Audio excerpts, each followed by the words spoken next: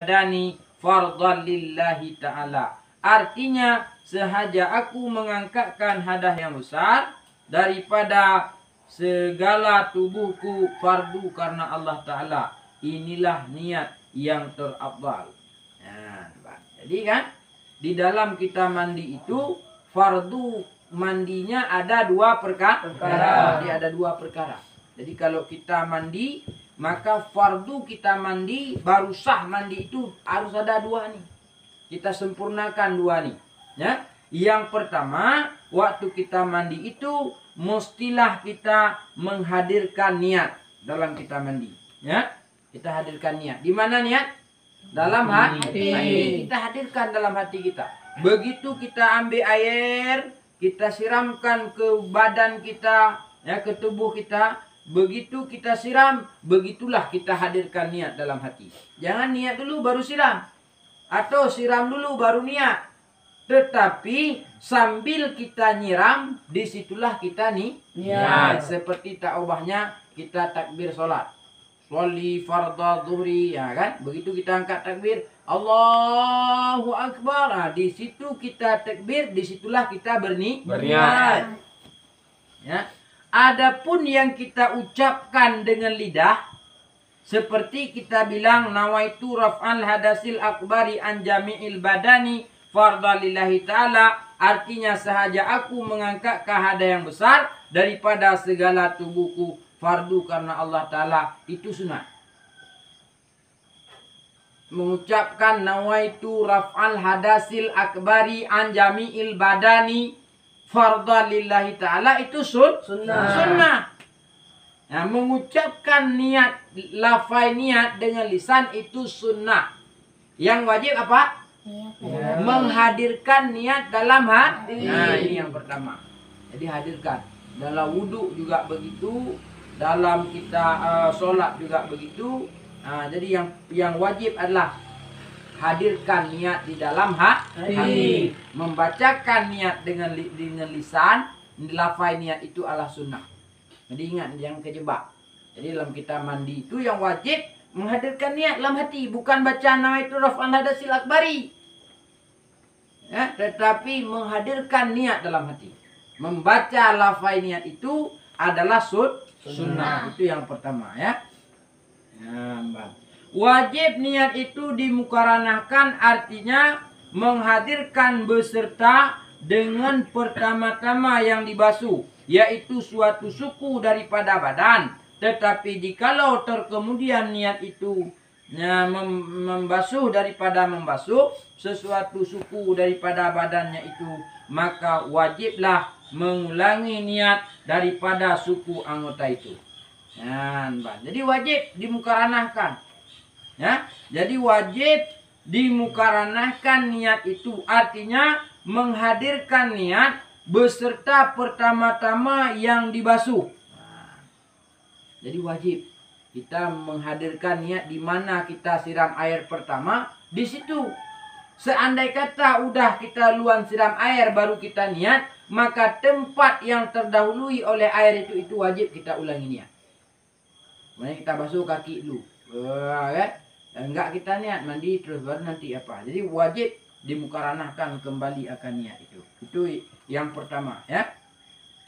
Yang kedua, fardu daripada mandi wajib itu meratakan air daripada segala tubuhnya dan rambutnya jika ada rambut itu yang tersanggul sekalipun, dan roma dan segala pohonnya, dan di atas kuku dan di bawahnya kuku, dan segala lubang-lubang telinga dan hidung yang zahir daripada segala lubang yang tiada sampai air ke dalamnya, seperti yang telah tersebut pada perintah wudu. Dan demikian lagi wajib menyampaikan air ke dalam kulit yang belum lagi terkhitan, dan pada zahir farji perempuan, yaitu yang nyata tak kala duduk qada hajat jikalau bikir sekalipun.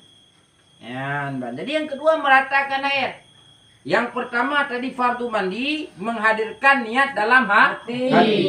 Adapun yang kedua adalah wajib kita di saat mandi itu sebagai fardunya kita ratakan air kepada seluruh anggota tubuh, kepada seluruh bulu-bulu, bahkan ke bawah kuku, kepada lubang-lubang zahir, umpamanya kelepek-kelepek telinga, ke dalam hidung. Makanya ke dalam hidung tuh mesti kita ambil air, kita hirup dia biar sampai kepada huknahnya. Yang ini aja, masukkan air ke dalam lubangnya, dengan dihirup dia. Nah, ini diperhatikan tak kalah mandi. Kemudian juga lubang pusat, kemudian juga kulit di bawah khitan bagi yang belum sunat umpamanya, ya kan. Kemudian juga kepada pergelangan zubur, ya kan. Dan juga kepada seluruh kulit-kulit, tidak boleh ada di situ yang menegahkan air. Maka disinilah kenapa itu nanti kalau menyemir rambut itu bisa tidak sah mandinya. Kalau ada terkena sesuatu, entah cat, entah tatu-tatuan segala macam, kan? Itu bisa menegahkan air. Itu harus kita perhatikan di saat kita mandi. Makanya inilah bahaya kalau ngecat rambut tuh. Kalau berjunub macam mana mandinya, ya? Kalau ada bertatu segala macam itu kan bisa menegahkan air. Makanya inilah yang penting kita perhatikan, ya.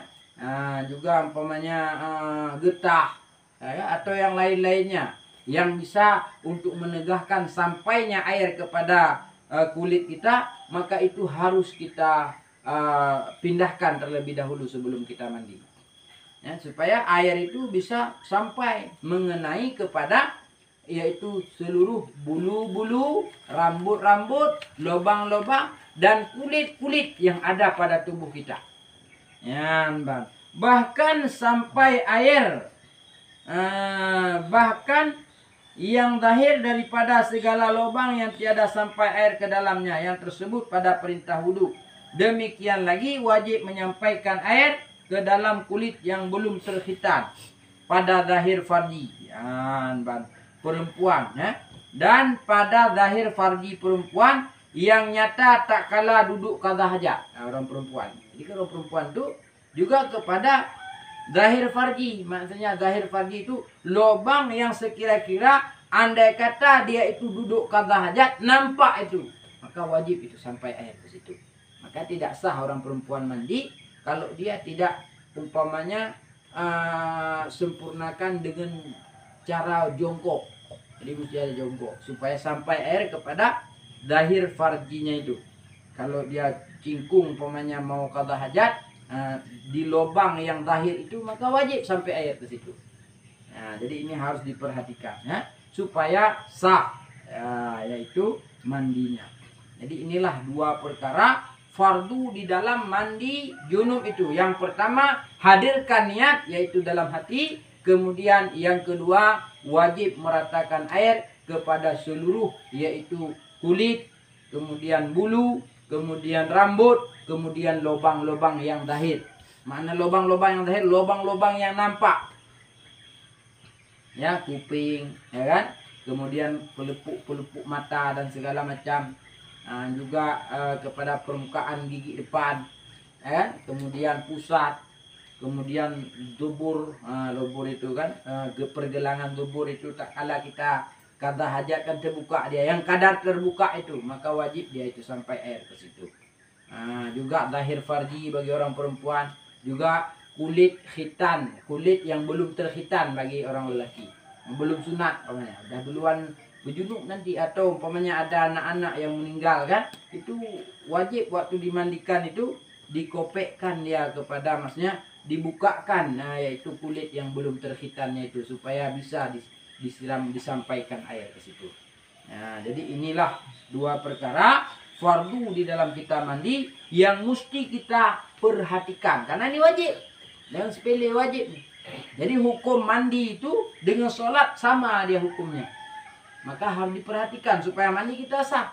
Kalau mandi kita tidak sah, sama dengan berdosa. Tapi kalau mandi kita sah sempurna, insya Allah kita akan berpahala karena wajib, ya kan? Makna wajib, ma yusabu ala fi'lihi wa yu'aqabu ala tarkihi. Ya, sesuatu dikasih pahala kalau kita kerjakan, berdosa andai kata kita tinggal.